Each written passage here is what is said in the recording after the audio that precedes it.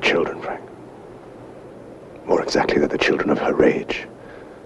They're motivated only by her anger, whether that anger is conscious or subconscious.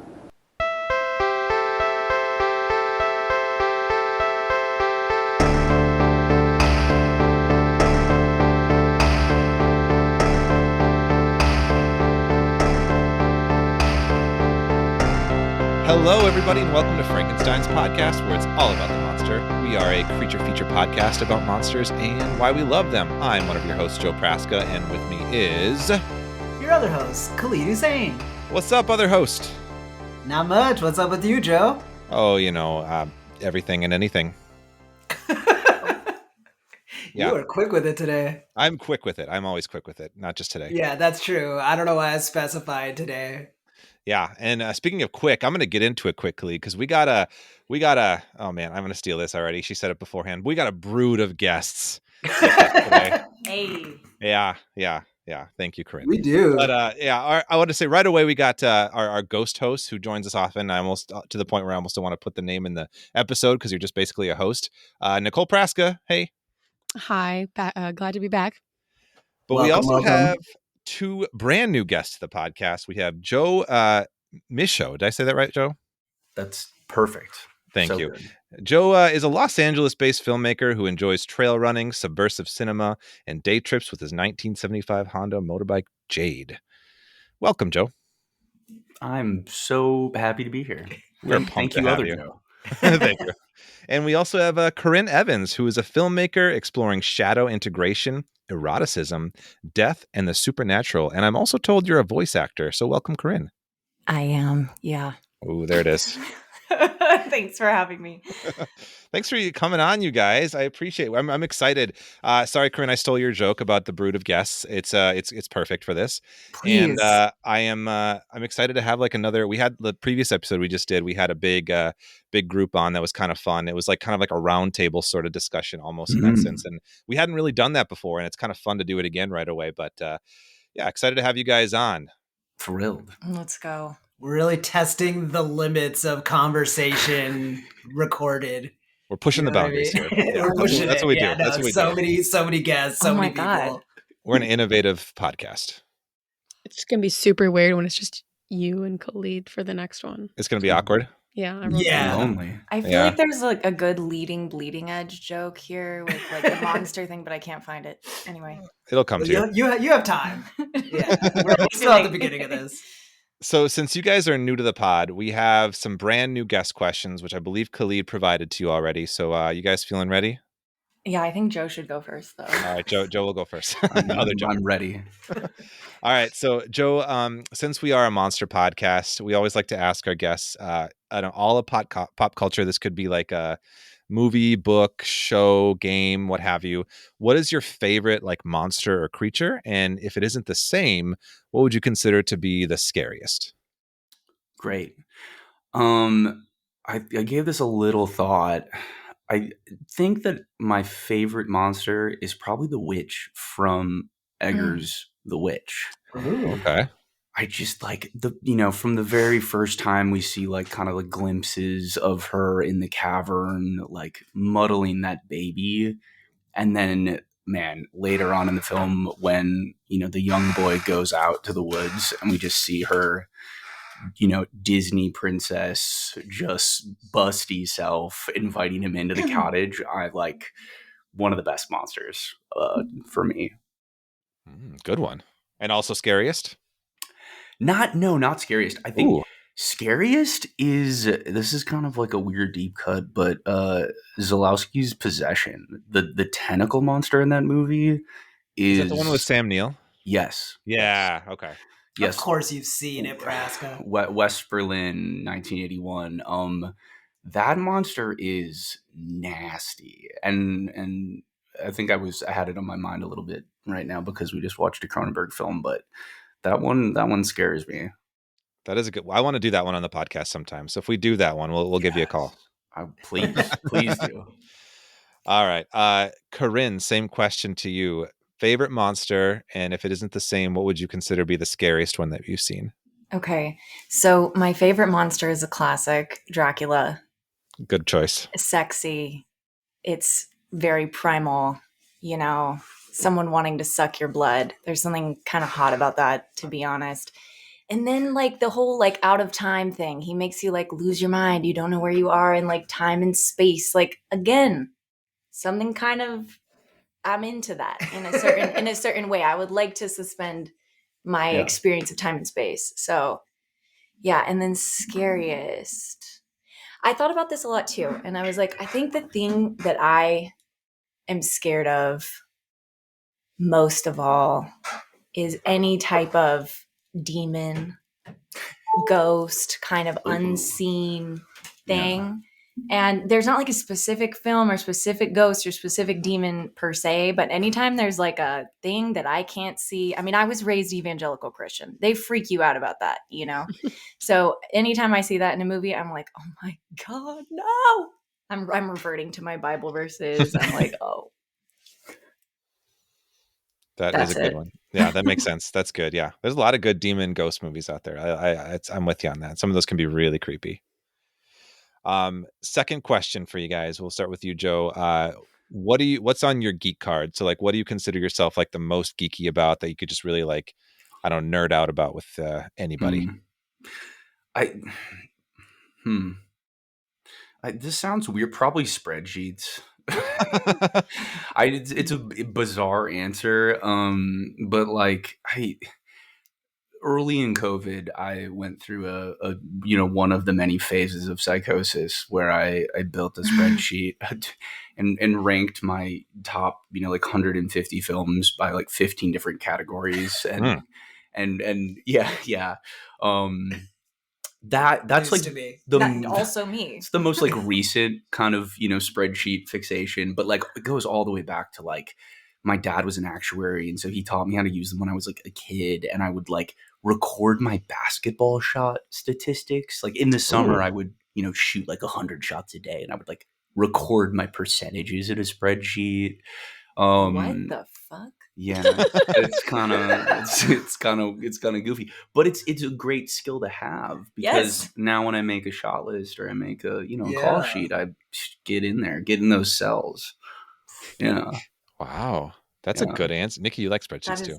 I was not expecting that. I wasn't either. I don't know what I was expecting. Yeah, that was out of left field. I like it though. That's cool. Like stats are cool. Right? Yeah, and order. I mean, that's what I get out of it the most. I'm just like everything in its right little place. Dick Wolf show, stats in order. Like, how important is like understandability to you in these spreadsheets? Like when you like look at it for like the layman, not just you. Like, do you like to make them for like anyone could look at it and understand it, or is it just for you? Yeah. Like categorizing. It's different for everything. If it's like a shot list, I want someone to be able to look at and understand it. But like. It's mostly for me. Like record keeping. Yeah. Okay. Do you color code then? I color code shot lists often. Okay. Yeah. For like quick, like, okay, where's that sequence? Bam. We're done with pink or, whatever it is. Yeah. Right. Yeah. Well, good answer. Wow. Corrin, same to you. That. Yeah. Follow that up. Okay.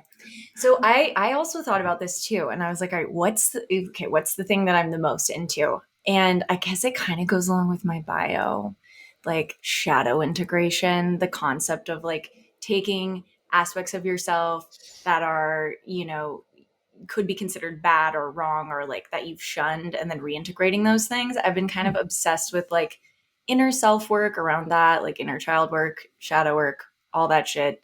Read a bunch of books on it, do a bunch of work around it, listen to all the podcasts and shit. So yeah, that's kind of my shit. Like, you're integrating my shadow. The perfect guest for this movie, then. I have so many thoughts. Messed up. Yeah. I have so many thoughts on what it represents to me. I can't wait. Wow, interesting. Also interesting. Yeah, all very unique answers here, you guys. Before we get into like the movie, though, I wanted to ask both of you. I know. So both of you are like directors, have done work. Is there any like films or examples of like pieces, like I don't know, anything that you narrated or like you've recently produced, or any sort of like things that you wanted to like shout out for any listeners to check out of yours? Oh my God, plugs. Well, you should plug. Plug what? Go I guess plug plugs. Killers. Plug Killers. Yeah. This is a fun plug. I mean, it's not out yet, but Joe and I actually made a film together this Ooh. year. Yeah. He acts in it. And Okay. it's about naughty family behavior. It is. It's about very bad family behavior. A murder gone very wrong that resurges a bunch of latent memories that the siblings with a sort of will they won't they situation going on. And Joe plays the brother, so that will be dropping at some point soon once we get into a festival. God fucking willing, we're gonna see what happens. So Keep us up to date on that one. I will. That seems exciting. It's called Killers, you said? Killers, yeah. Okay, so we will definitely keep our eyes out for that for sure. Yes. Sounds like a blast. I have a horror short that should be done in early 2024 that I will plug if I'm lucky enough to come back on here for Possession at some point. For sure. Khalid, Possession is yours. Khalid helped produce it, so. Hey. I can't wait for Really? that one. I can't wait for that one. And Corinne also did I some. kind of helped. You Yeah. did a very unique and special thing. I did. Yes. All right. Very exciting. Very exciting. Yes. And anything else that you want us to link or plug, we can put in our show notes. Feel free to pass on to me as well. God, I wish I had like an affiliate link or something. Yeah. Like, I need Some people cash. do. I know some people We've been don't. on strike, you know. Yeah. Right. Yeah. Nothing. I have nothing, Kesra. That's okay. It's okay. Sorry. You'll have this podcast after this. There you go. This is kind of exciting. true, And my yeah. press. No, it's not. It doesn't count as press, does it? Anyway, It whatever. should. It should. I think it does. Yeah. Yeah. Press on my thoughts about Brood. Oh, Oh, dramatic. I'm so sorry. I liked it. Khalid, I have a question for you. What's up, buddy? Khalid, I got my pet deer a set of drums. What? You have to ask why. Oh. Why? Because I wanted some more bang for my buck. Oh my god. I didn't see that. It's a segue. It has nothing to do with the movie, but it's a festive Christmassy themed segue too. What are we talking about today? God, Joe. That's a good one. I rolled my eyes earlier today at that one also. I already told her that one. Yeah, Wow, you should have a coffee table book. I should. I Oh, heard you bad do jokes? I heard him do a joke on another one. Do you always do that? I'm ramping him up. It was sporadic before, but Khalid likes him so much, so I've been bringing him more in. I don't like them at all. I Yeah. mean, I'm over here like coffee table book stat. So Yeah. I just All like right. it when Khalid hurts. So please keep doing it. Yes. So we're split on this, is what I'm hearing. So what are we talking about, Khalid? That's a segue. Thank you for the segue, Joe. Before we get into the segue, should I do my thank you for Grant real quick? Yeah, let's do our thank you for Grant. Hey, Grant. Yeah. Thank you to friend of the podcast, Grant. You donated to our Patreon, and that is super nice of you, and it is a great reason to bring up the Patreon.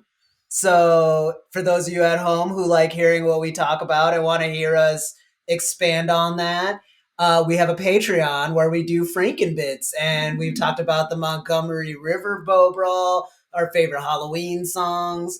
What else did we do, Joe? That's it so far. We got more coming. That's it so far. And so just also another shout out for our buddy Grant Leitbrouk. He was on the podcast prior to this on our Alien Resurrection episode. So go back and check that one out to see Grant. He's a good guy. Yeah, and a great graphic design artist. Yeah, he helped with the design of the podcast here too. He did. Art, yeah.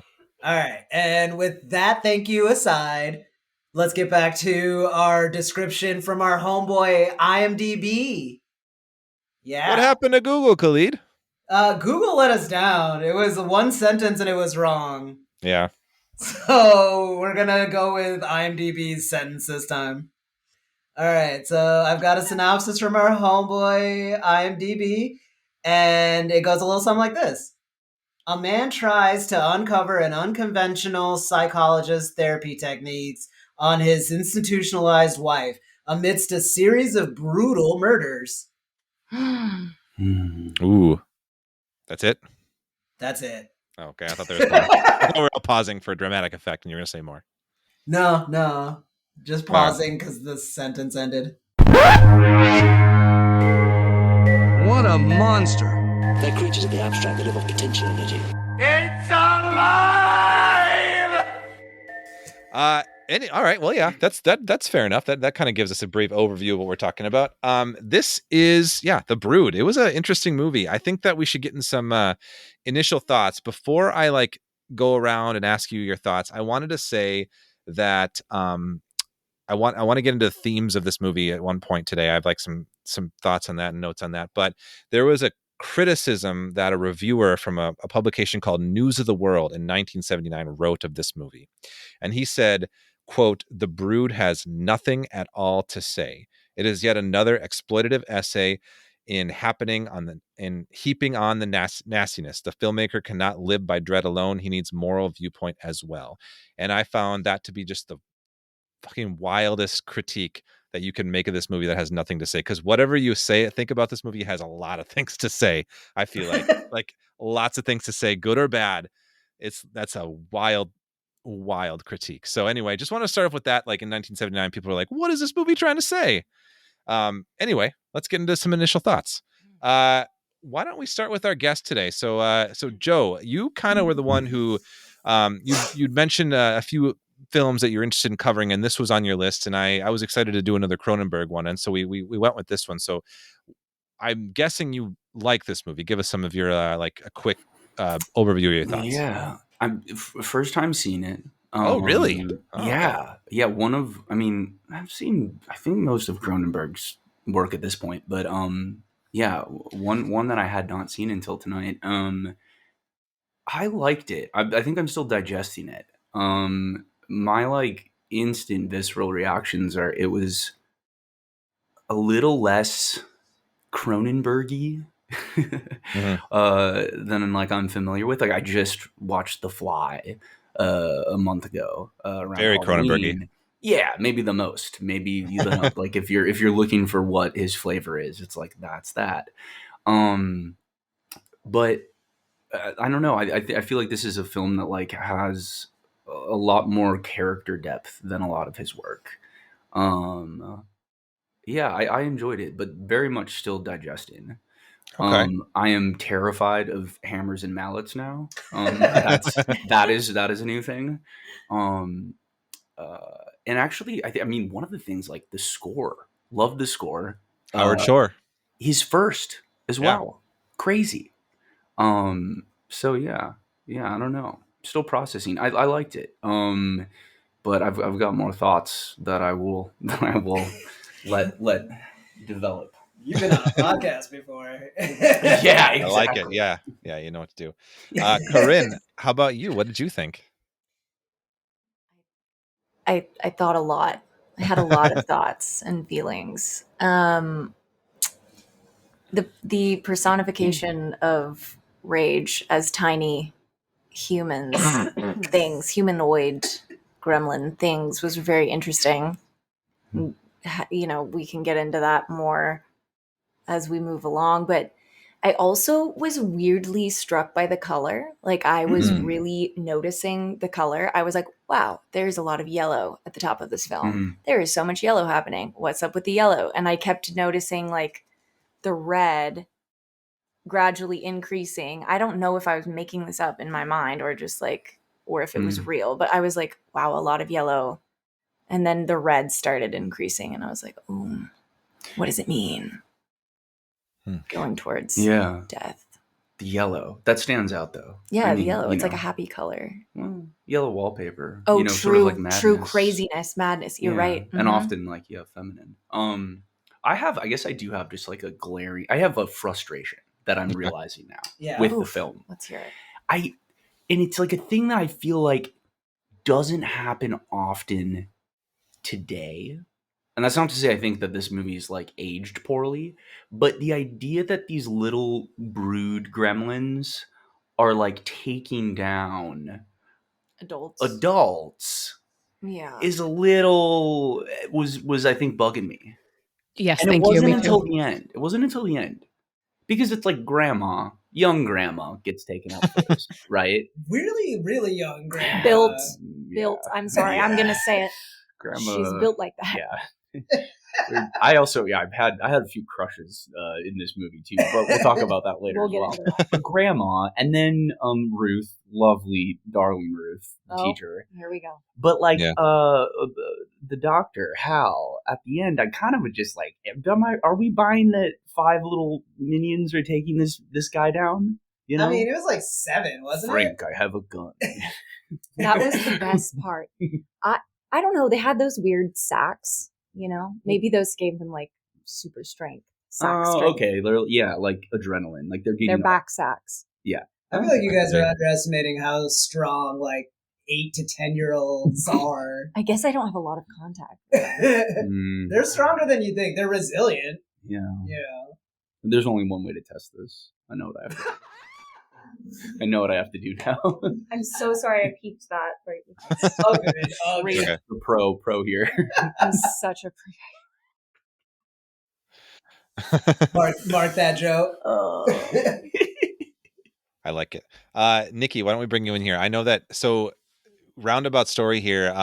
You hadn't initially planned on coming on this podcast, but you were up watching this with me and you're like, oh my God, I have thoughts. I have lots of thoughts. So wanted to come on. So now you're here. What are some of your initial thoughts? Well, as far as whether I enjoyed the movie, I'm still like deciding on that. I think it's really interesting, and I agree. It says many things. It does not say nothing. It does not have nothing to say, as you pointed out that reviewer back then said. I also am going to echo that back sacks or not, I wasn't sure about those little toy hammers, and like I don't know. I don't know about them being able to take down, especially Hal, like knew what they were capable of. Yeah. And he still, I felt like he just kind of stood there and was like, oh no, they've got me. And I was like, really? Like, I mean, just start throwing them out the window. Anyway. He did blow a few away. I like that. I don't know. He brought a revolver there was not enough. Yeah, he brought a 6-shooter to 8 monster fight. Wait a second, because he did totally know. You're so right. Oh my God. At least everybody else had the they didn't know what they were getting into. Yeah. Sort of thing, or what was coming. But anyway, I would say as far as Cronenberg films, it feels a little bit like the body horror is there, but it kind of is packed in at the end. And I mean, a lot of the themes around motherhood and female rage and things like that are good topics. I'm trying to decide whether I thought they were handled well. So I don't know. Let's stay tuned. Stay tuned. All right. How about Khalid? Khalid, it's your first time watching, right? Yeah, first time. All right. Tell me your thoughts. Man, this is a weird movie. I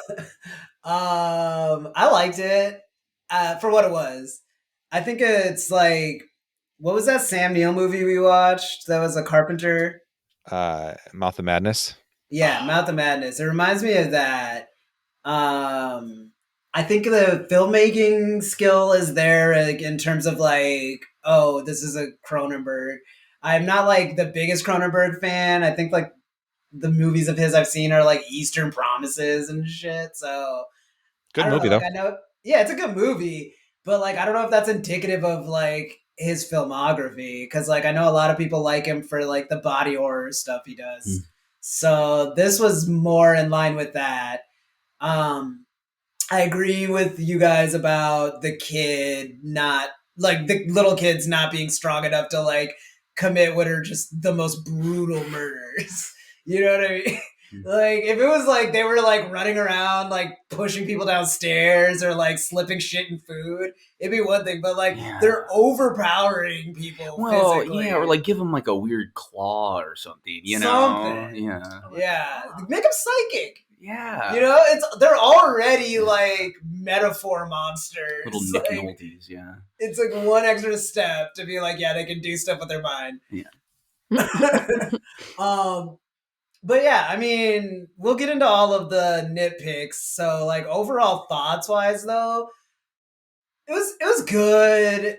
The third act won it for me. It was wobbly and nonsensical, but I love how melodramatic it was, and I really love the idea of theater and psychiatry or therapy that was really done well. Like that opening scene was so compelling when I had no idea what was happening. And it What just an helped me entrance. kind of paper over any of like the narrative stuff.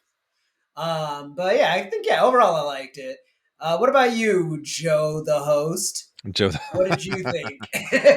I'm with you. I think I'm on the same page as all of you. I liked it. I didn't love it. I will say that I think for having a monster podcast, Khalid and I are a little.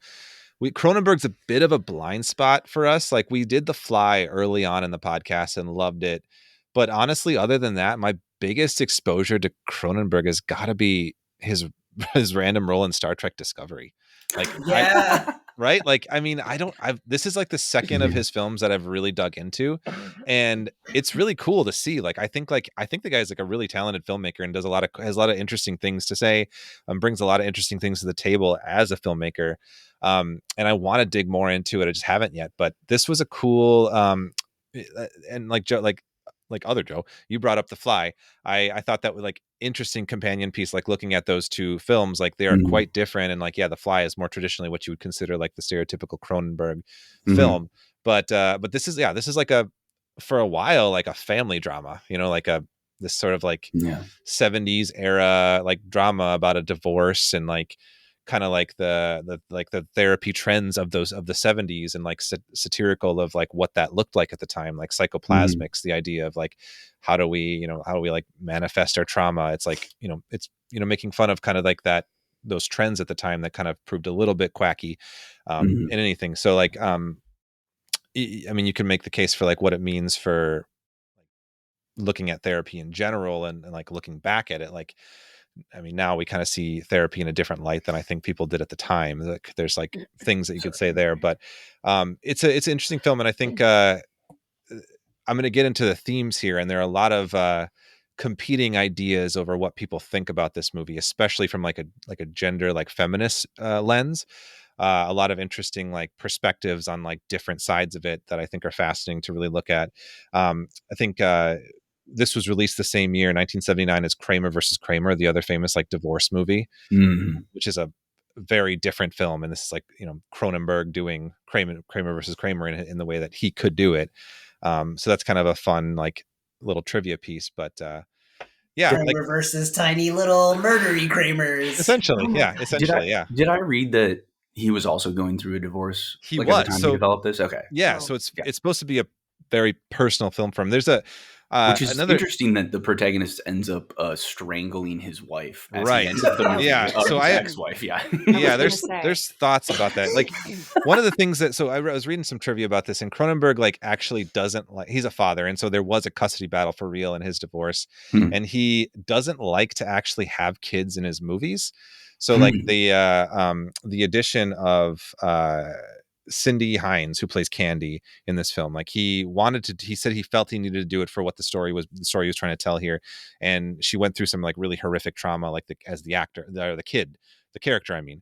But I'd read that actually, like in terms of like on set, like he was a really like careful director around her. Like he never like surprised her. He was always like, so this is how like fear would look in like a situation like this, like explaining it, and was just like a really nice like scene partner with her. And I thought that was a really like refreshing thing to hear, because sometimes you hear about like those stories from the 70s where it's like, oh, they just tormented the actors, but like it sounds like he was really like, he says like watching kids suffer is really hard for him, being like a father, which is interesting. I mean, I agree, like also as a father, like that's hard to see, but like it's nice, like nice to hear that, like especially the guy who's this king of body horror and weird shit is also like, yeah, I agree with that, like. So, and she actually ended up working with him again in 83 on The Dead Zone, so like she obviously had a good time and they had a good relationship. So I feel like knowing the behind the scenes element of like what her as an actor was going through, like made me like happier seeing kind of what she was going through on screen. I'm like, oh, she was like really doing a good job, but also like not being traumatized on set. I love that. So like, yeah, I mean, long-winded to say, like, I liked it. I have a lot of thoughts on themes that I'm going to get into and some interesting other like stuff I want to talk about, but yeah, liked it. Oh yeah, you've written this note here in like the discussion of colors, the intensely purple autopsy scene. Yes, the purple Oh, autopsy yeah. scene. Oh yeah. Oh yeah. Some X-Files vibes. The autopsy scene entirely done in flashback that just like exposition dumps the most like ridiculous set of facts I've ever heard. In such a calm, like almost cheerful manner, like that like guy, like the pathologist or whatever. He's just like, yeah, what did you guys notice something? Huh? No belly button. No belly button. Weren't they framing that as weirder? They were like, "Oh, weirder than the back sack is they don't have a belly button." And Yeah, I'm they like, were. "Wait, That was like hold the on. All mic equally drop. weird. The back Yeah. sack." Yeah, no teeth, but a beak like Beak gums. That part I did not like hearing that. No. Truly, like they just kept like saying a weirder thing than the last, and I didn't understand. Like, this is the police. Yeah. They're saying all Police, this, Khalid. and then they just kind of like case closed. I actually found that surprising that like there was the reveal of like in like real life. Like I thought he was maybe gonna get blamed because he keeps finding these dead people. He's connected to all these like deaths kind of, but like and that they were, that the little rage monsters were going to be hidden for most of the film, and that would be part of it. It makes sense now after having watched the whole film, but at the time I was like, oh, like the cops and like no one's going to believe this guy that he found this little tiny humanoid creature that had the power to beat grown adults to death. I was like, no way he's going to seem crazy. They're going to lock him up. And then everyone was just like, oh, this is really interesting. Wow. Like the scientific implications, like on a global scale of these creatures was not addressed. Yeah. That's Canadian law enforcement for you. Yes. They're, Yes. in their own evil ways, just as bad as we have it here, but also like presented in this film, pretty aloof and pretty like guys, that are just trying to go to Tim Hortons, What is a Tim Hortons? You never heard of Tim Hortons? No. Oh, It's like their Dunkin' Donuts. Oh, Yeah. okay. Yeah. All right. That was good. Yeah. Okay. That was good. Yeah, and I also the whole thing where like they have like a sack on their back that like once that runs out, that's why they die. Yeah. Which if Well, I don't know how we're gonna get into the themes and stuff, but yeah, I have questions about that too. Almost like there's like this limited run, or there is like a of rage. It's like a dollar store gremlin, like it'll only Yeah. last a couple days. Well, I feel like What's the utility in the film of that though? I don't know. To me, I was like, what if it's like because each time she accesses this deeper level of her rage towards a specific thing, she births one of these things. Okay, cool. It has the back sack. Is that her shadow integration? Is that how long it takes her to integrate those feelings until she's no longer rageful about them? Or I don't know, maybe that. That's a good point. I was gonna like, yeah, that's a really good point. I was thinking like perhaps like we see in the movie like the doctor. What's the doctor's name? The character's name, is it Saglin? Hal? Ragland, yeah. Dr. Oliver Reed. Is it Ragland? Ragland, yeah. Ragland. Or Ragland.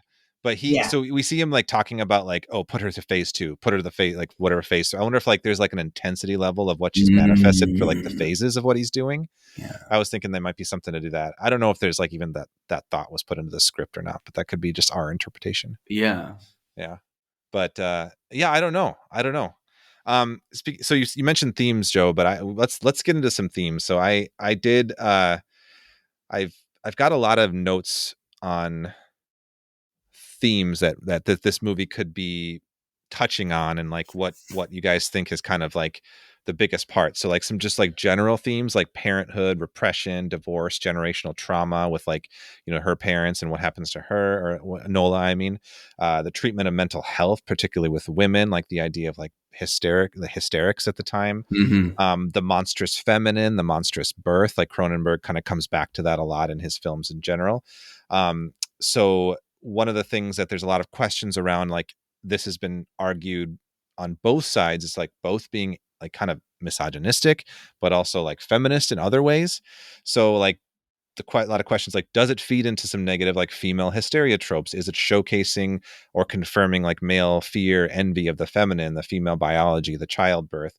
And I have some quotes from some other people about like these topics, but I wanted to just kind of kick that off at like some of the discussion if anyone has some initial thoughts on that. I don't know. It's a lot. Well, for me, so much of consuming art is a Rorschach test of like what I feel, you know? So like Yeah. I'm often focused on like my own thoughts and feelings and can sort of test myself.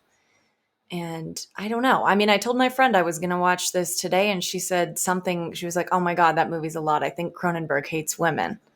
And I was like, "Oh, I could see how you maybe think that." But I don't experience it that way. I don't know. Yeah, it's tricky to say that it's like I didn't on the surface level find it very feminist or like the opening scene is really interesting to me because it is two men like performing therapy for an audience, and I feel like there's something in that at least gives a bit of like what I would presume is Cronenberg's intention for the film. And I'm not sure exactly what it is, but I don't feel like it is really this like misogynist piece of, I mean, it's, hard to fully not feel like it is, just the way that it ends. But yeah, it's interesting. I don't know. I see why people would perceive it that way. It wasn't my experience of it, but I see why people would. Well, it's like going back to The Fly, because I feel like that's the Cronenberg Bible. It is like there is this theme in his work of like men experimenting on women, right? True. Themselves as well, but almost like the men in this film, and especially I found like in The Brood, Hal, Dr. Raglan, he has this sort of turn at the end of the movie where you're like, well, he's not really a bad guy. Like he cares for the daughter. He's trying to, get her he's out. creating these things, or he's like, the therapy is what's creating these lesions and stuff, right? Yeah, I for some reason, like I had a big shift in how I felt about him in the end, where I was like, oh, he's creating these creatures through Nola, but like it's part of the expression of her rage, right? Yes. And it wasn't like he was like doing a pretty bad job of controlling them, but like he wasn't like sicking them on people, right? It's like they were just like escaping the cabin and murdering the grandmother and like escaping he was very much like complicit in some of that. But yeah, so I don't know what I'm trying to say, but I guess that like there is this theme in Cronenberg's work of like men experimenting on women or sort of like guiding them. And I think what you said before, Joe, about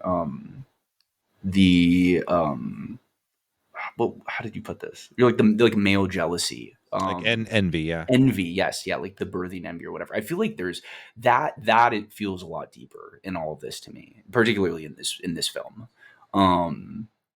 Yeah, like the motherhood, the law favors motherhood, like that whole conversation. Yeah, because true. And even that line like didn't feel misogynistic to me. It didn't really feel like it's like no, it sort of does and it should, and everyone's kind of in agreement about that, but maybe there is this envy that it does. Yes. Yeah. I think that if there is a feminist commentary to this, it's like what Cronenberg didn't bother to elaborate on. Like it's only now as you guys are talking that I'm thinking about all of this, but like, what's the mom's name again? Nola. What is it? Nola. So Nola is like the driving force of the whole thing. You know what I mean? Like she is like this, powerful character, and she is like the reason the deaths are happening and all this. And we mostly see the story through her ex-husband and her therapist, who are two men. Mm-hmm. And the few times we do get to see her, she's like hysterical. She like does like messed up things, like bite through a placenta sac. And she's cleaning and then aiding. Sure. I mean, that's what you do. But it's like all the guys get to be like this like rational, like manipulative even, or like, you know, just like puppet mastery in a way that like they don't give her much agency. Like she doesn't even know she's doing this, according to the therapist, for a lot of it. Like when her father goes to try and tell her that her mom is dead, and he's like, I won't tell her. Yeah. And it's like, so this person is doing all of this and doesn't even know they're doing all of this. Like she's treated more like a child than the child, it feels like. Yeah. Yeah. Valid point. There is a little bit of a presentation, I guess, of like male hysteria in like her father. I feel like his character, Barton. I feel like Barton comes in pretty like hot and is kind of just the whole time, you know, like, I'm terribly depressed and I'm going to kill, you know, or going to give these guys. Oh, he says, let's go kick their ass. Yeah. And it's just kind of like a drunk the whole time. And, Yeah. Nikki, I see that you're leaning in like a bunch. You want to say some things? I think from, you know, this discussion and that it's not, I think it's interesting in that it's not clearly, you know, feminist or misogynist in the way it's presenting it. I mean, I think the more I think about it, again, like stay tuned for kind of more of my thoughts of the movie. I think the third act, I feel like it was a little bit, I feel like there could have been more nuance perhaps with Nola, which I think is what you were just alluding to or outright saying maybe. But yeah, the way that it's like she just essentially has to be stopped and conquered. And I mean, you know, I think that the line where she's like, I would rather kill our daughter than like not have her or let you like take her away from me.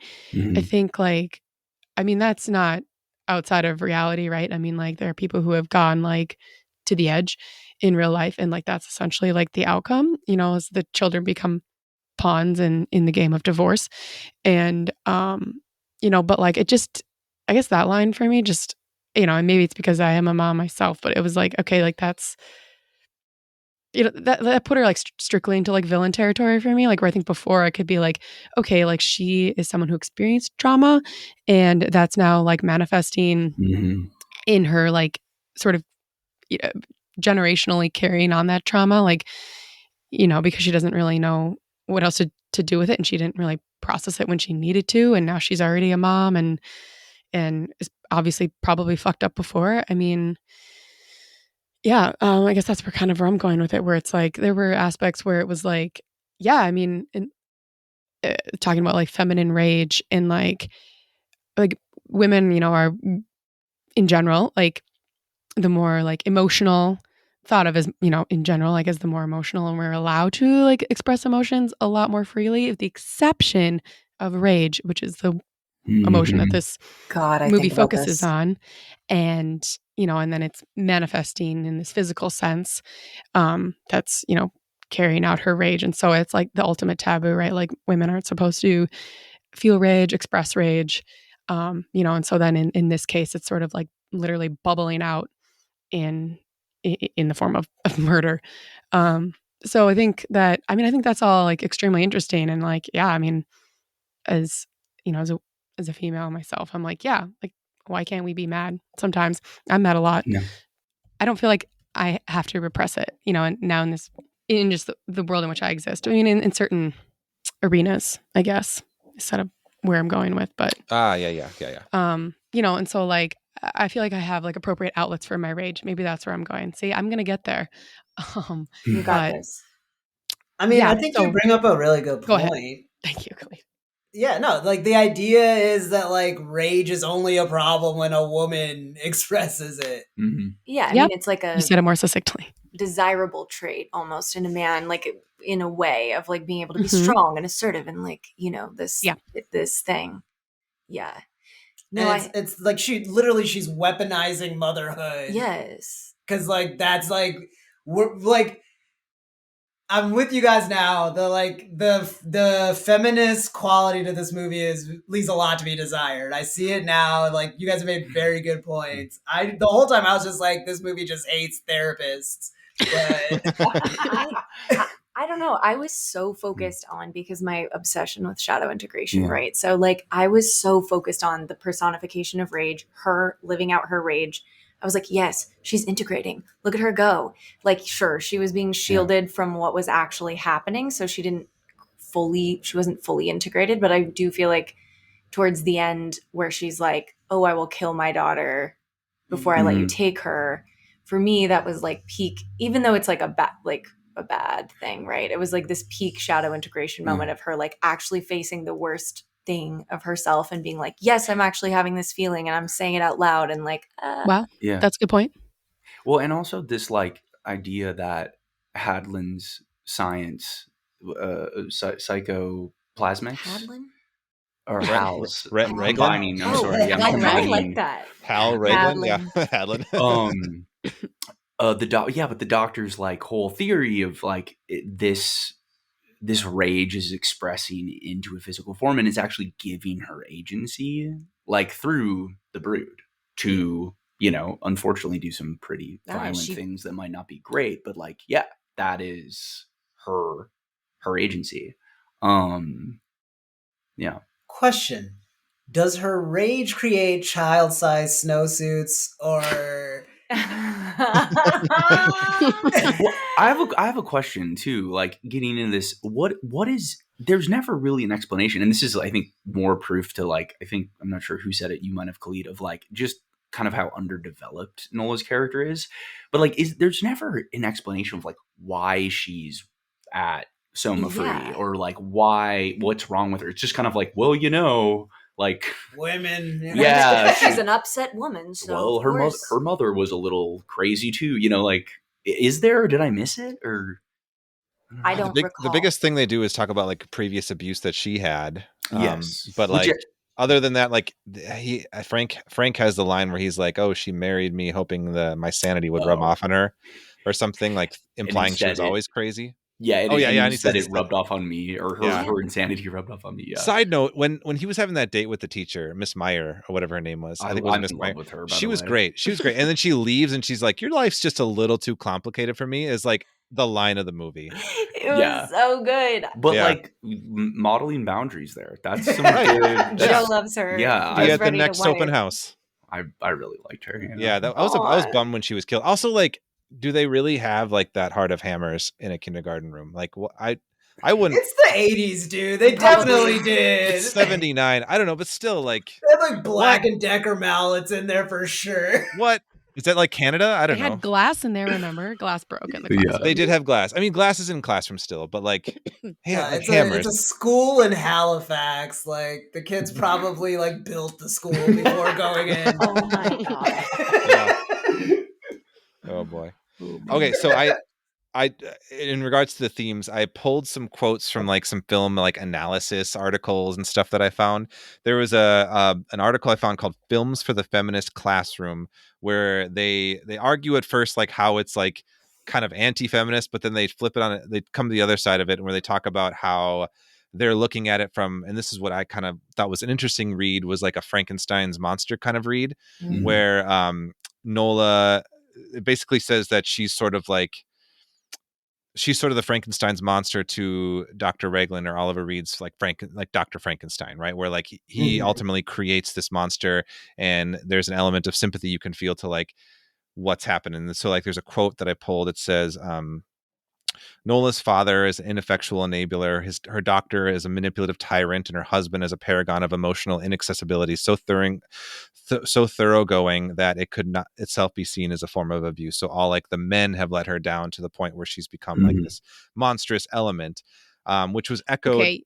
Go ahead. Sorry, no, go for it. I think okay, that explains it, but it doesn't excuse it. No, I know. I just wanted to like say that because in like talking about like the whole Frankenstein allegory and whether or not like women can express their rage and like the things that she did and like whether she's sympathetic or not, like I mean, I can kind of sympathize with like what happened to her, but also like not Mhm. excuse her behavior. 100%. And like, I mean, like even Frankenstein, the monster too, like I think kills like a child accidentally too. Like, Yeah, he that's does. no, but like, so there's another feminist critic called Carrie Rickey, and there's an article she wrote for Criterion, the Criterion Collection website, which is, I'll link in the show notes. It's a really interesting like analysis of the movie.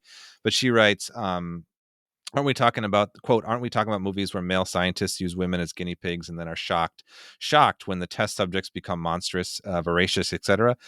She says, let me invoke the Jessica Rabbit defense. The women are not bad. They're just drawn that way. It's the male scientists who have inadvertently transformed them into men's worst nightmares.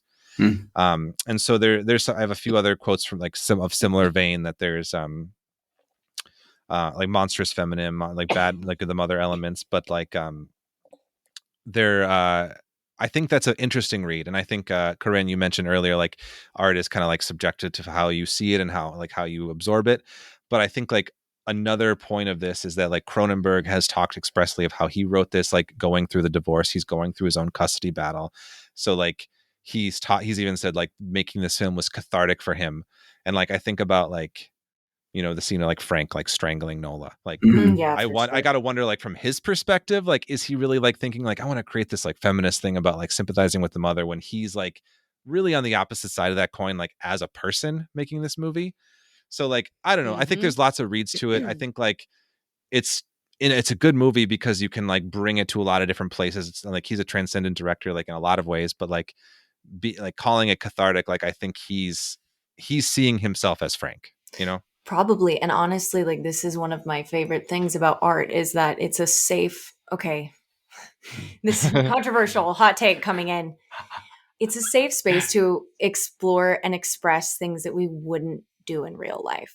Particularly horror. Yes, horror. This is why I've made some kind of fucked up films. And I think you could look at all of them together and go, oh my God, what is going on with this girl?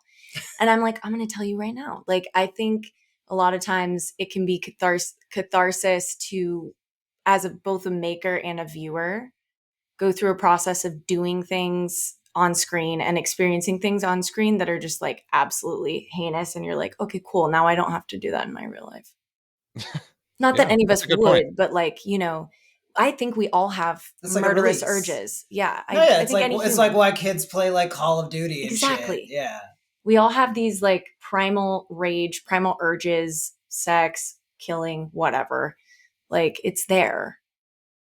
I think on a primal Yeah. level, to be honest.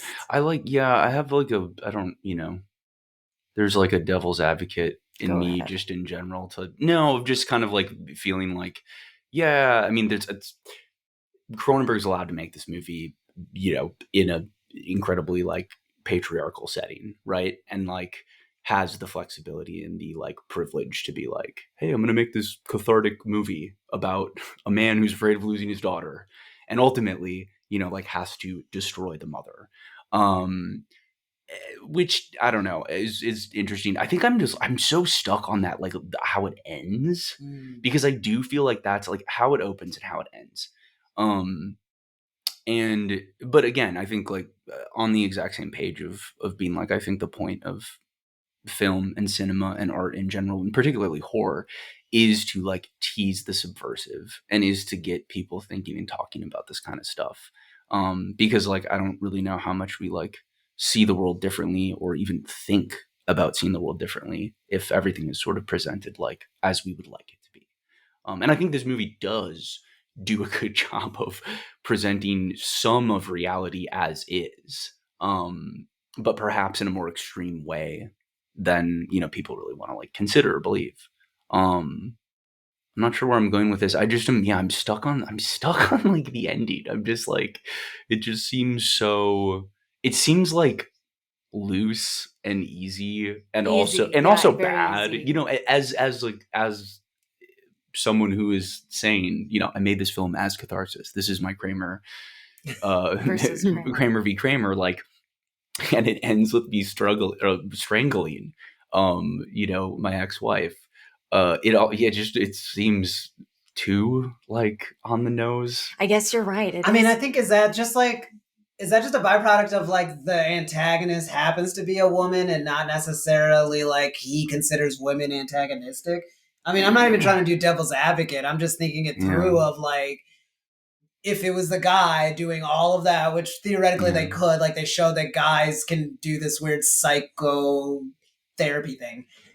But if it was like the guy was the one that was birthing these creatures and sending them out to like kill people and was like, oh, I would rather my daughter die, and then the guy got strangled, is that like, I guess I'm just asking, do you guys think that it is specific, he specifically made it a woman and made that like graphic of an ending coming from like a misogynistic point? Or was that more just like, it's such a visceral death in the way that all the deaths have been? I'm having like an immediate thought just really quick about exactly what you're saying. I'm like, now that you presented it that way, I'm like, oh, maybe it like the metaphor is like he's strangling his own rage about what happened, you know, rather than I'm strangling my ex-wife. I'm now putting my rage about this entire thing to bed. I don't know. About the He's trauma actually that they're surprisingly putting cool the kid throughout the through. movie. Mm-hmm. What was that, Nikki? Nikki? He was surprisingly cool throughout the movie. Like, Yeah. right? Did anyone else think that? I was like, Yeah. wait, like after he comes home from his like ex-father-in-law's like murder that he finds, like he was kind of like startled at first, but then like he also goes to that autopsy of that creature and he's not like just totally blown away. He kind of I don't know, he just sort of keeps like moving on like from each incident, and like the teacher too, and like I don't know, he didn't have he obviously seemed to be suppressing a lot of emotion himself. Yeah. I guess I saw it at more as like Cronenberg as the filmmaker. Here's the two parts of himself that are parceled out: my internal rage and my how I have to keep it cool on the surface. Well, who do we think's the most interesting character? The therapist. Okay. Oh, you think so the therapist? Yeah, he's like creating like a X-Men school of like traumatized people that can like create like lesions on themselves, and like that dude that's like got the throat thing. Oh, you're right. Didn't even talk about the throat. Oh, you loved that guy. The man. Does anyone remember the name of his character? I feel like it was like something with a J, perhaps. But when he goes and visits Hugh something. The man in the hospital who like used to be Jan Hartog. Robert A. Silverman is the actor. Man, Jan, I got a kick out of Jan. That was like the comedic break I needed. Okay. Him rolling on the ground to open was just So amazing. so for you it's Enola, Corrin, and Clede, you said Hal. I would argue Hal, and I would also argue that that's like, in my mind, that's where the POV comes from, is like, okay, who are we actually? Because Frank would just seem like a narrative like vessel, just kind of like, cool, like this guy's gonna go along with whatever is happening to him, and like you said, Nikki, just like unfazed, almost in a way that like is unbelievable. Yeah, I think that's interesting pointing all this out, like in terms of like billing. I've mentioned this to you, Nikki, last night we were watching it, but billing of the movie, like the Frank is like our POV character in a sense, like he's like the protagonist, I guess you could say. Art Hindle is the actor, but like the top billing goes to Oliver Reed, Dr. Hal Raglan, and then Samantha Eggar, Nola, is second billed, and they were like arguably the more famous actors at the time, and then you got Art Hindle after that, who's Frank. And so like I do think that Samantha Eggar and Oliver Reed gave way more like memorable and interesting performances, and like we're given like more meatier stuff to like really chew on, that they're arguably the more memorable parts of the movie. Yeah. So, but yeah, it's kind of interesting to think like, yeah, I mean, I think the guy who played Frank was more of an unknown at the time. I don't know if he did much else, but I think we're starting to get into it, but like, let's talk about the monster. Let's monster it up, Khalid. What do you think? Real quick, what do you guys think the movie's saying about therapy? Okay. Did you have thoughts on this? Is this a segue to a Better Health ad you guys got on this? Oh my God. It is. We love segues. I'm ready. Hand me the copy. I'm ready. I mean, we don't have to dwell on this, but like, know, like the way that they even show therapy, it feels very like flippant. And obviously it adds like this supernatural element of like these people's like repressed like emotions like come out in certain ways.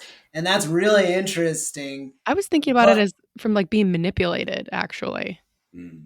And Well, not yeah, just, like they're being yeah. very easily manipulated. Like that dude that's like, I just want someone to be my daddy. Oh my God. Like, Oh yeah, that was wild. Michelle. Yeah. Should I call you Michelle? like they start with that therapy session, and then like that one dude in the audience is like, that was brilliant. And it's like, was it? It was compelling, but was it brilliant? Yeah, it's a good question, Khalid. I had thought like one of the things that I just had thought about in this movie, like with terms of like therapy and stuff, like if we're going with the Frankenstein metaphor, like it was an interesting kind of update to like the mad scientist of Dr. Frankenstein to be like a mad like psychotherapist in like this kind of setting. But that's all I'd kind of like thought with that extent. Like there's probably way more deeper places you could go with that. I don't know. I was telling Joe after he kind of said that to me last night, and or maybe it was this morning, I don't remember, but thinking about how our parents' generation and probably the, kind of the boomers and the Gen X folks like are tend to be anti-therapy in a large sense, at least like, our parents, and like the term shrink, used to be thrown around a lot more.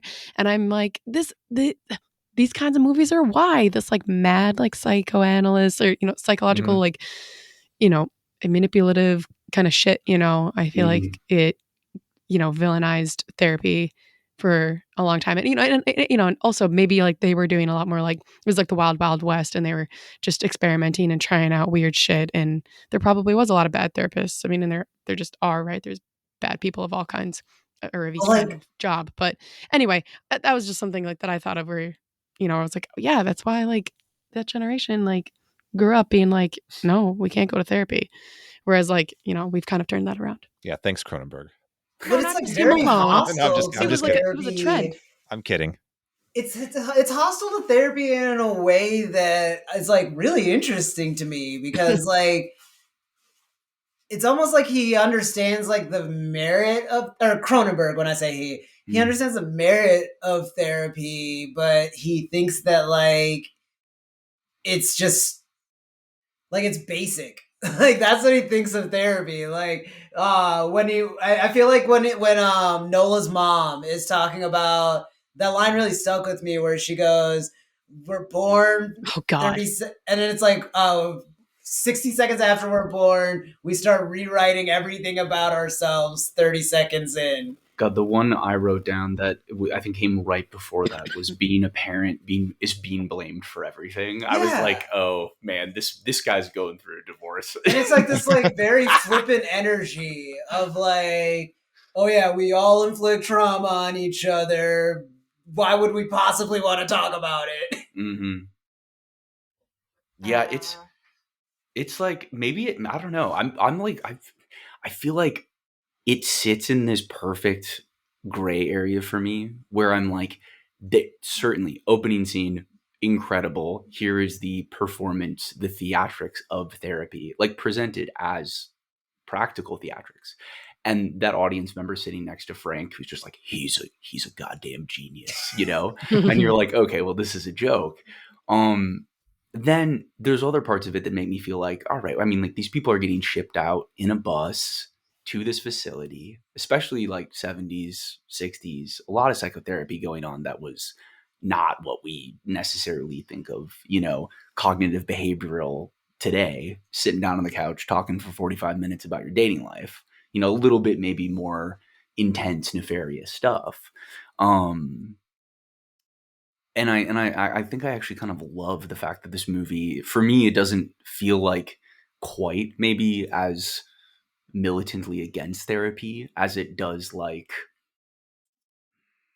a little sarcastic about it, perhaps. I could see that. Yeah.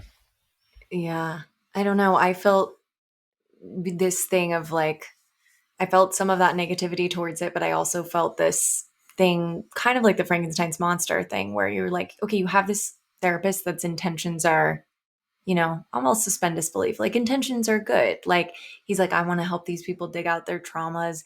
But then he's like, wait, he hadn't thought the step past. It's like, and to me, I was walking away with that more than like therapy is bad, more, oh, therapy is going to unearth all these things that then you what are you going to do with all those things? Like who's going to you can't put the thing back in the box. Yeah. You can't close Pandora's box. And the Pandora's box in this case is the kid.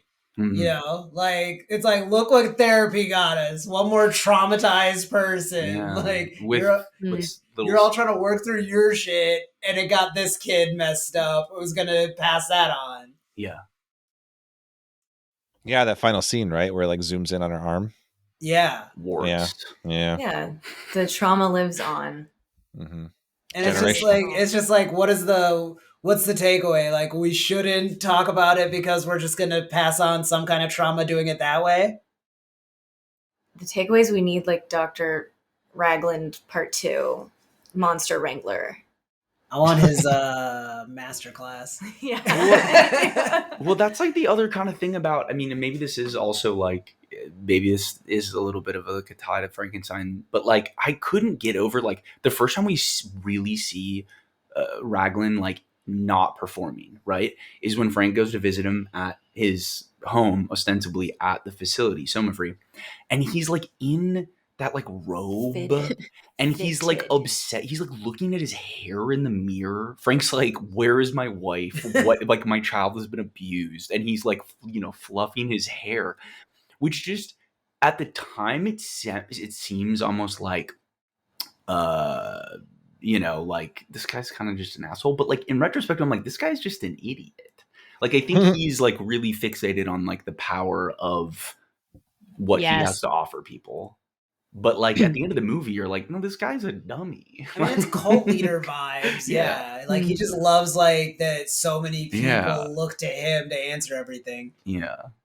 Literally, I want a daddy. Like that's like what they're saying about therapy is like everybody's just looking for like a new dad because their dad didn't like nurture them enough or something. Yeah, and everyone is young. Yeah. I mean, is it wrong? Yeah. Anyways, Joe, will you be my dad? I will, Khalid. Thank you. Wait, are you then asking me to be your mom? Joe. You had two options too when you threw that out there. Wow, That's true. Wow, I jumped on it. That says something about me. Mischo didn't even have a chance. Yeah, wow. Yeah. Huh. We're unpacking a lot here. Good. This is therapy. Yeah. Yeah, Nikki, you're the mom. Too late, Nikki. He signed you up. We're going to have to check you for those little sacks before we... Yeah, you didn't even ask me, man. Wow. Yeah. Okay, Just but jokes aside, for one more joke, they should have just started a baseball team, right? Like, they had enough of those kids. And the one thing we know for sure is the kid has an arm. Oh, yeah. Like, yeah. That's snow globe. Those. Yeah, that's right. Yeah. You know snow what I mean? globe. Like, I'd pay to see that. A little gremlin baseball. Yeah, but the thing is, you'd have to have a lot of them because, like, they could probably only play one inning. The sack. That sack's not going to last that long. It's going to run out. Yeah. All right, so she's got to just crank them out. Yeah. And then what are they doing? Seemed like she was. Yeah, she definitely was. I mean, I feel like right now I'm just freelancing, so, you know, like, direct me if you need to. But I can't, I wanted to also ask people what the kind of, like, most memorable image of the film was, and I'm just gonna be selfish and tell you mine right off the bat. Like when Nola reveals like the fetal 100%. Sack, like from everything from like her fit, like she's like wearing that like angel cape, and I thought it's just like such a perfect image of like both mother as a monster and like this beautiful thing. But I love that for me was like that was the point of the movie. It's a great like shot, like composition too. Like it's just really cool, like movie making right there. Yeah, it was beautiful. I agree. You guys were talking about the saint pictures of the women too, which we never got revealed why that those were everywhere. But now I'm like, oh, she was very saint vibes. And when she was in wasn't it just the Virgin Mother or something? Was that all it was? Because like, ooh, virgin birth again. Yeah. Hold on a second. Oh yeah. Hold on a second. Yeah, I assume that's supposed to be like Mary. But now I'm thinking about her little virgin sack birth babies. No navel. I wasn't even thinking about that. I also got such a kick out of the detective not knowing what a navel was. Oh yeah. He was like, there's no navel. And he's like, what? And he's like, belly button. Oh. Read a book, idiot. See, now On I'm point, starting to though. think that his movie actually hated men, because all these men are really shown as idiots. We can only hope that was intentional. Yeah. No, the one redeeming quality is that men are idiots. Right? It's all these smart women with their ability to make demon babies. Actually, kind of, yeah. It's kind of slay. I mean, yeah, it showed like to your point earlier, Nikki, like the disparity between like women's ability to feel and then, or like permission through society to feel, and then men's not permission, and that was like very clear. I feel like. Anyway, whatever. We were talking about images. Oh, so you were saying like the pictures? That's kind of no. I just jumped in there because I remembered you guys brought up those pictures, and so I was making the correlation between the sort of holy image of her with the angel wings and the virgin birth sack, and we kept seeing the imagery of the Virgin Mary pictures like in the apartment and at the institute or whatever it was, the Soma free. So. Yeah, sorry, Joe and Nikki, you probably have no idea what we're talking about, because it was like very subtle and it was like production design, but there were like photos, like almost like cut out photos on the wall at Semafree and at the apartment when Frank goes and is like, I've never been here, like my wife and my daughter were living here. There are these like images of like saintly women in both of those locations, and we were kind of just like talking about like, what is that? Is that like a lazy from as a filmmaker? I'm like, is that just like a let's throw some shit up on this wall because it looks empty, or is that like an intentional? And I don't know. Cronenberg, he's kind of in the middle. He's not one of those guys where intentional. Probably. Especially like we in the moment we didn't know like where it was going or anything, but the fact that she's literally like creating these things by herself, like I feel like that was the Virgin Mary and like illusions. Well, also, can we talk about why? Okay, so like structurally, love to end a movie with what's the daughter's name again? Candy. Yeah, Candy in the backseat of the car, and oh no, now she has these little sacks, and like she has inherited the trauma. But like, what is like how and why do you think so? Did you say thank you? Yeah, because I was thinking the same thing. I was like, I'm sorry, what is the mechanism here? She wasn't taking therapy with Hal. He's dead now. Like, is it genetic? Well, and also, she was spending every other week there. But and also, I just want to throw this out here. Had Nola not died, would Candy have this? Ooh. Is this a thing that is like, okay, well, Frank, you I guess protected your child in a way, but also did you also like condemn her? Your dad murdering your mom is enough to get trauma sacks. Yeah, that's what I was thinking. And I guess that's a good point that she was there, so we don't know what was happening. Maybe she was undergoing some of this therapy when she was there every other weekend. Well, or perhaps just the seeing your father strangle your mother is enough to give you the shape of rage. Yeah. Two little shapes of rage. Yeah. All right, lots to chew on, but Joe, let's monster. Oh yeah, let's monster. Should we? Okay. Honestly, this one I looked it up. Like, not a whole lot about the special effects. Surprisingly, giving it being a Cronenberg film, the creatures are, I think, in most cases referred to as broodlings. The brood. A little bit of like in canon. So when Dr. Hal Raglan develops the psychotherapeutic technique, psychoplastics, causing patients to plasmics, causing patients to manifest their mental illnesses as strange physical abnormalities.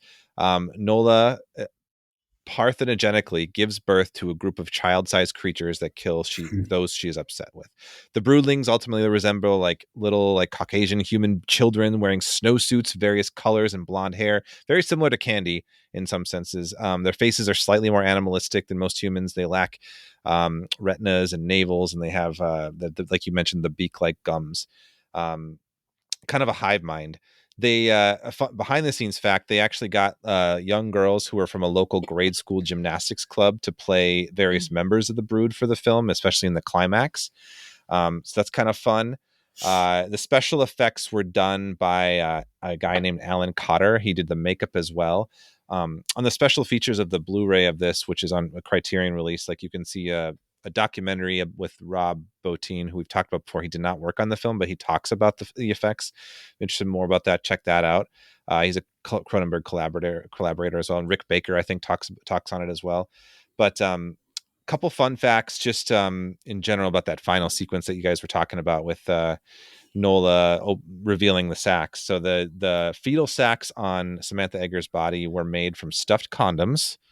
The decision to lick the blood off the baby at the end was completely Samantha Egger's choice, not something Cronenberg came up with, based on her idea that she had seen pet dogs or cats licking their newborns when they come out. So that was just a choice that she made, and she thought that was really fun. There is an interesting piece that, like, I think it was British TV or British cinemas, they cut out the licking scene because they thought it was too grotesque, and it pissed off Cronenberg because he said it made it look worse. It made it look like she was eating it, because it just, like, she was leaning over and then it cuts away to her, like, lifting up.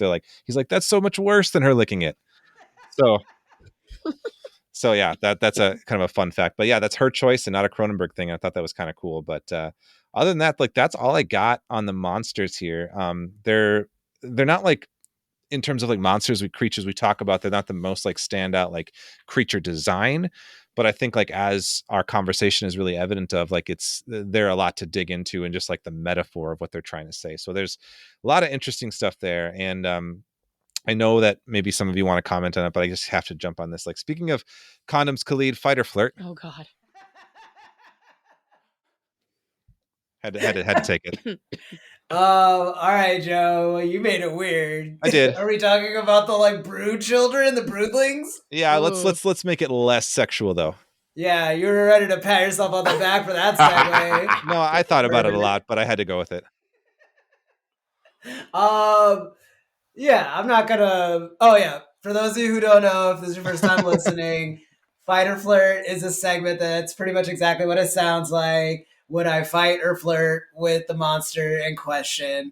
Yeah, this one is, like, we kind of touched on it earlier. I'm gonna fight those little guys. Like, if I know they're coming for me, those are the little guys I'm fighting. Fuck it, yeah. Do I get a gun like hell, or at least, like, a bat? Like, I'll be honest, a bat would be fun. Like, just, because, like, they're kids size, but they're not kids. Like, they're monsters and stuff. So I'm not gonna feel that bad. Just, like, taking him out. No. After what they did to my sweet Ruth. And it's just like that. I don't know. Like, yeah. This one's for Ruth. But is that the best way to deal with? Well, I guess her emotions are the only emotions that control them. Yeah. So, you couldn't get anywhere by flirting with them. Exactly. You get anywhere by flirting with Nola. Yeah. What if you flirted with Nola though? See, I would flirt with Nola. Even it just sounds like she's got a lot of toxic men around her. And a lot going on in her life right now. Life. I feel like I could get her away from that. I don't, like, honestly, the fact that she has kids isn't a deal breaker. Again, baseball team, we should talk to the Padres. An arm like that, like, it's a waste. That's all I'm saying. If she could, like, pop out 3 or 4 more, we could just, like, go indie, Expansion. Yeah. Wow.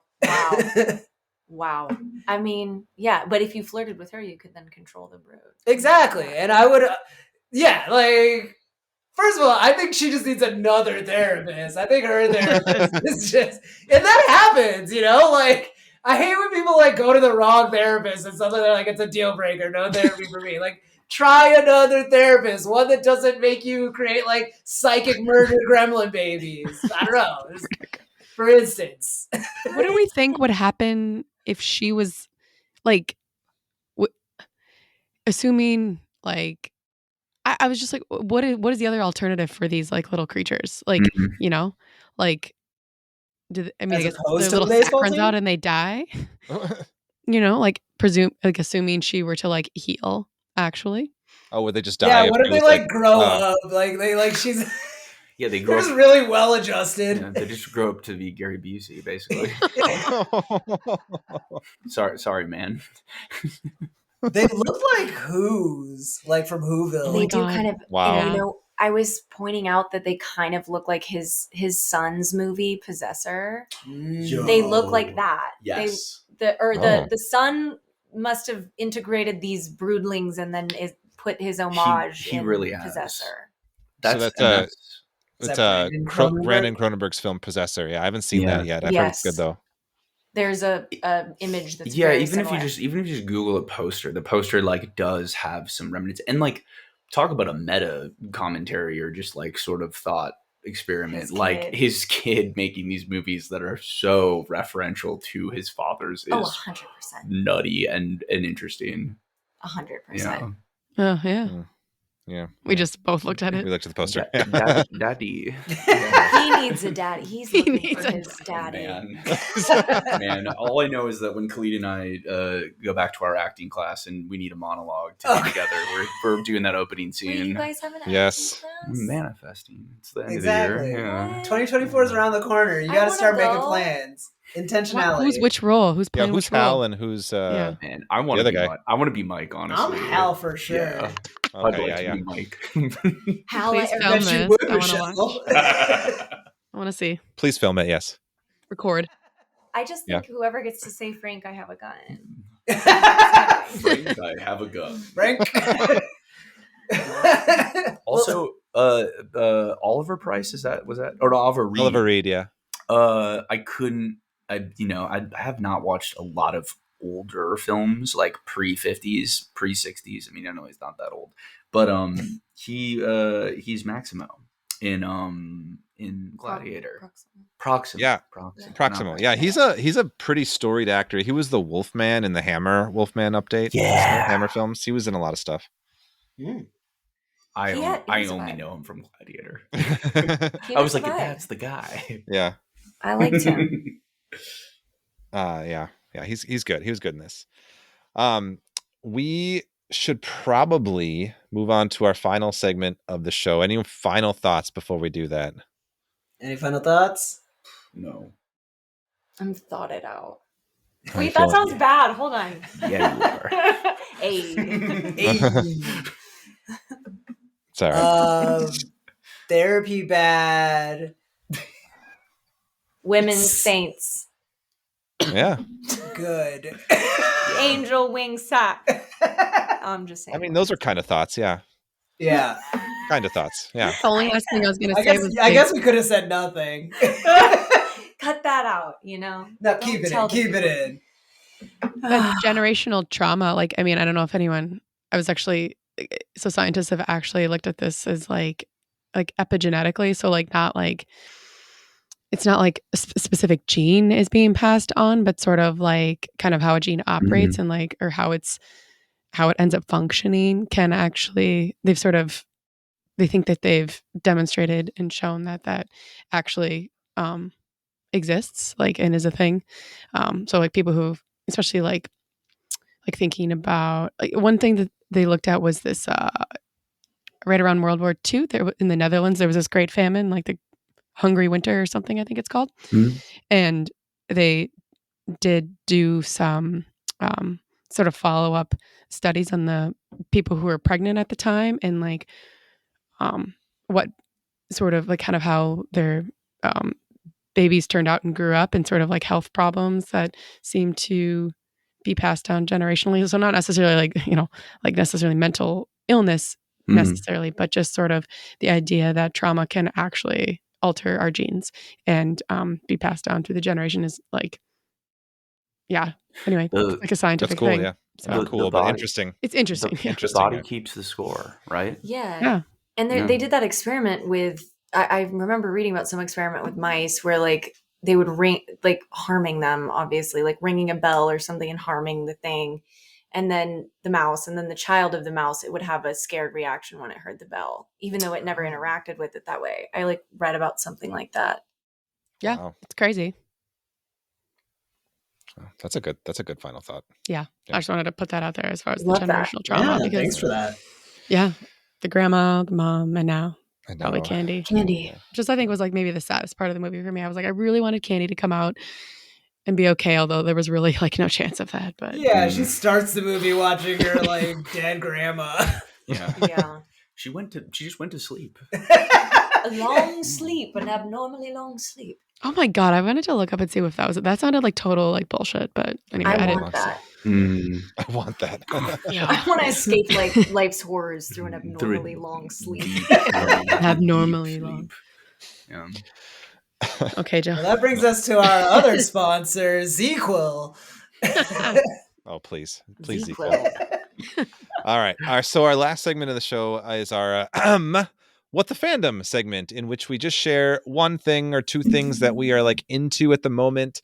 It doesn't have anything to do with monsters, maybe it does, or anything to do with the Brood. Just something that we think our listeners might dig or we want to give a shout out to. So we usually let our guests go last on this one, and Khalid always starts us off. So Khalid, what the fandom with you this week? Thanks for asking, Joe. My What the Fandom this week is going to be the new Dreamville album, We Only Talk About Real Shit When We're Fucked Up. And it's by the rapper Boz, and he's on the Dreamville label that was created by J. Cole. He's a rapper. He's really good. I've only gotten to listen to the album once, but all the tracks pretty solid. Yeah, I don't know, just overall I think it's like a nice like laid back, like almost like a vacation vibe to the album that I really respond to. Lyrically, I think Boz is one of like the stronger rappers in the Dreamville collective too, which is a strong roster. But yeah, I think that if you're just looking for like something kind of nice and chill to get you through the holiday break into the new year, check that album out. And Joe, with that being said, what the fandom with you? Well, thanks for asking, Khalid.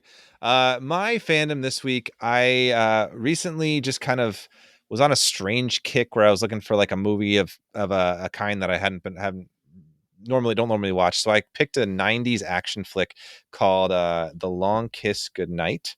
And I did text you about this, Khalid, so you know some of my thoughts already. But it stars Gina Davis and Samuel L. Jackson. It's from 94, I believe. It's from a script from Shane Black, directed by Rennie Harlan, who infamously did Deep Blue Sea.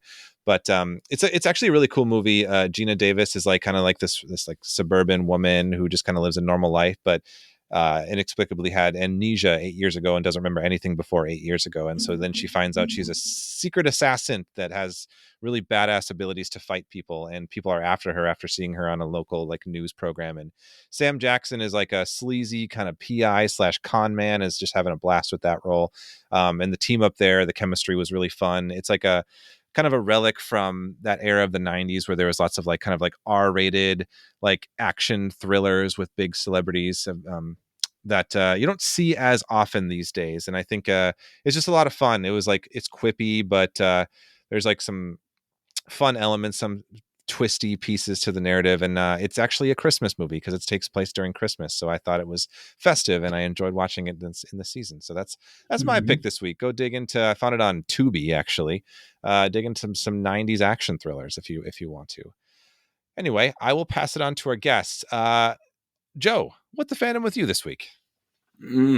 Thanks for asking, Joe. Thank you. Well, if you're into therapy, and you know, psychoplasmics, I just rewatched one of my favorite TV series of all time, NBC's Hannibal. Mads Mikkelsen plays Hannibal. Got Lawrence Fishburne in there, Gillian Anderson. I mean, the whole show is amazing, but particularly like season 1 and season 2 are killer. And it's crazy that NBC made it. I remember like at the time, I think it's 2013, 2012 is when it premiered. They had to like show it after 9 or 10 p.m. just because it is like an HBO Showtime level, you know, kind of like mature program. But if you don't believe in psychotherapy or therapy, watch NBC's Hannibal, and you will believe in all of it.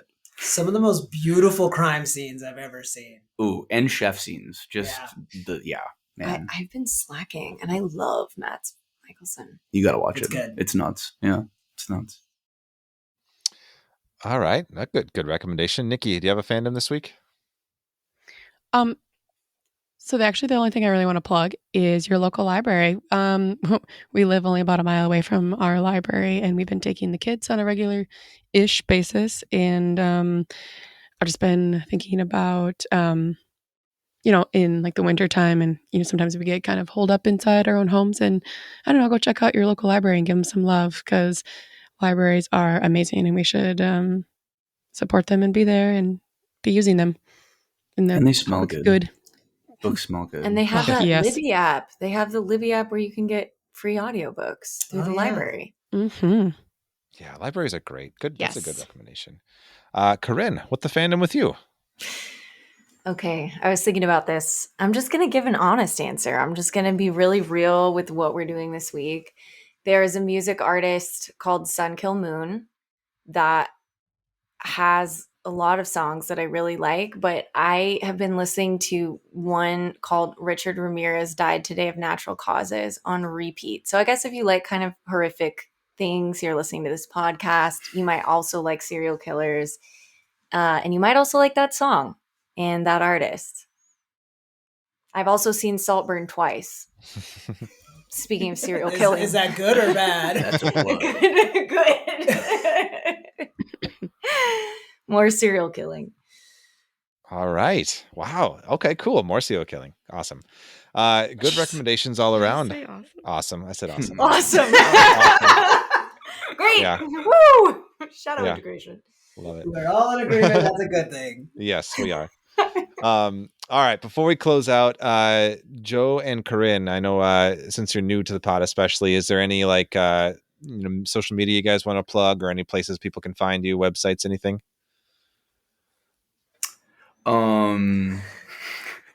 Should we start with the OnlyFans? No, I'm just kidding. We need more income. If you want to lurk, you can find me on Instagram at Continuity. Such a good handle. It is. But yeah, I'm there. Such a good handle. My Instagram's at Corrinio, which you're welcome to also stalk. My website's my first and last name, so that's easy. Zanga, UNC Tar Heel 32. I'm also on WikiFeet. Hell yeah. I didn't put myself on there. Yeah. Somebody may put me on there. Oh, is that for real? Yeah, somebody made a WikiFeet of me. Yeah. I didn't make it. Whatever you do, don't Google our names, please. I don't think the government should have control over all websites, but they should be able to take that one down. That's couldn't. Insane. There's pictures of me from my high school photos, people rating my feet. I was like, how did this happen? Someone sent it to me, and I was like, well, there you go. Well, oh boy. Don't go to that. Give me a good rating. Yeah, give her a good rating if you do go there, I guess.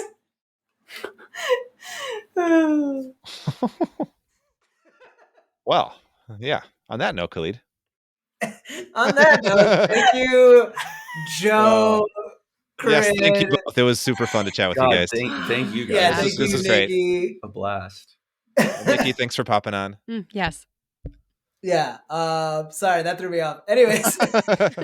Khalid is thinking about feet. I can see it in his eyes. It's one of the most common fetishes. I'm thinking about it more than normal. Let's say it that way. Which is honestly a lot. Listen, no shame, Some shame.